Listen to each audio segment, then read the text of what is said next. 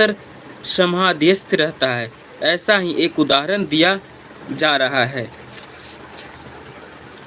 मछली, कछुआ तथा पक्षी केवल दृष्टि, चिंतन तथा स्पर्श से अपनी संतानों को पालते।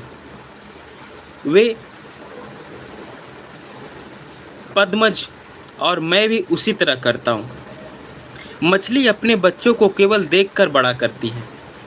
कछुआ केवल चिंतन द्वारा अपने बच्चों को पालता है।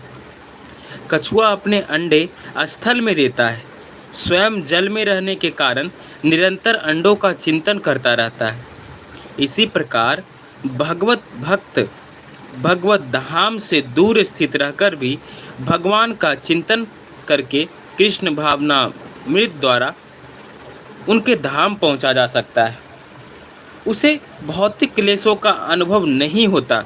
यह जीवन अव्यवस्था ब्रह्म निर्वाण अर्थात भगवान में निरंतर लीन रहने के कारण भौतिक कष्टों का अभाव कहलाता है।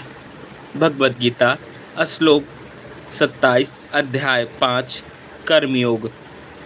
समस्त इंद्रिय विषयों को बाहर करके दृष्टि को भौएं के माध्यम में केंद्रित करके प्राण तथा अपान वायु को नथनों के भीतर रोककर और इस तरह मन इंद्रियों तथा बुद्धि को बस में करके जो मोक्ष को लक्ष्य बनाता है, वह योगी इच्छा, भय तथा क्रोध से रहित हो जाता है। जो निरंतर इस अवस्था में रहता है वह अवश्य ही मुक्त हो जाता है।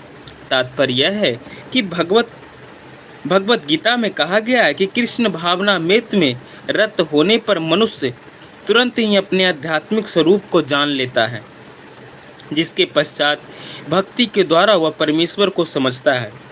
जब मनुष्य भक्ति करता है तो वह दिव्य स्थिति को प्राप्त होता है और अपने कर्म में भगवान की उपस्थिति का अनुभव करने योग्य हो जाता है। यह विशेष स्थिति मुक्ति कहलाती है। मुक्ति विषयक उपस्थिति सिद्धांतों का प्रतिपादन करके श्री भगवान अर्जुन को यह शिक्षा देते हैं कि मनुष्य किस प्रकार अष्ट योग का अभ्यास करके इस स्थिति को प्राप्त होता है। यह अष्टांग योग 8 विधियों यम, नियम, आसन, प्राणायाम, प्रत्याहार, धारण, ध्यान तथा समाधि में विभाजित है। 6ठे अध्याय में योग के विषय में विस्तृत व्याख्या दी गई है। 5वें अध्याय के अंत में तो इसके प्रारंभिक विवेचना भी दी गई है।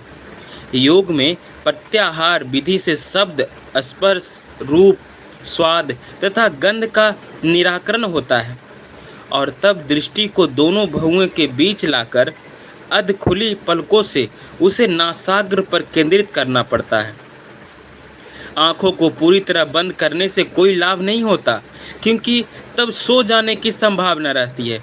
न ही आँखों को पूरा खुला रखने से कोई लाभ है, क्योंकि तब तो इंद्रिय विषयों द्वारा आकृष्ट होने का भय रहता है। नथनों के भीतर श्वास की गति को रोकने के लिए प्राण तथा अपान वायु को सम किया जाता है।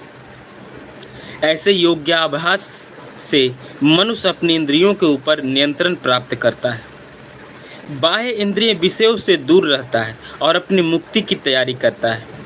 इस विधि योग से मनुष्य समस्त प्रकार के भय तथा क्रोध रहित हो जाता है और परमात्मा की उपस्थिति का अनुभव करता है। जय श्री कृष्णा। दूसरे शब्दों में कृष्ण भावनामृत योग के सिद्धांतों को संपन्न करने की सरलता विधि है। अगले अध्याय में इसकी विस्तार से व्याख्या होगी, किंतु कृष्ण भावना भावित व्यक्ति सदैव भक्ति में लीन रहता है, जिससे उनकी इंद्रियों के अन्यत्र प्रवृत्ति होने का भय नहीं रहता। अष्टांग योग की अपेक्षा इंद्रियों को बस में करने की यह अधिकतम एवं उत्तम विधि कहलाती है। भगवद गीता अध्याय 5 श्लोक 29 कर्मयोग।